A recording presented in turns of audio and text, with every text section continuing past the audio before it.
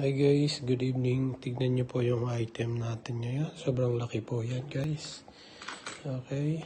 Pakitaan ko po kayo ng coins ng 20 bill.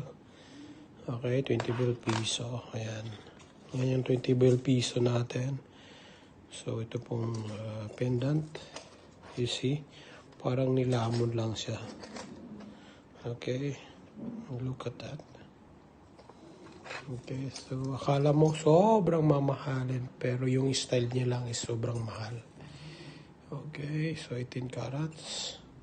At ang kanya naman guys, chain ay talaga namang sobrang kapal. Okay, at saka ang kanyang lock, secured na secured, 18 carats. Brand new yan . Okay guys, ito po yung kanyang itsura.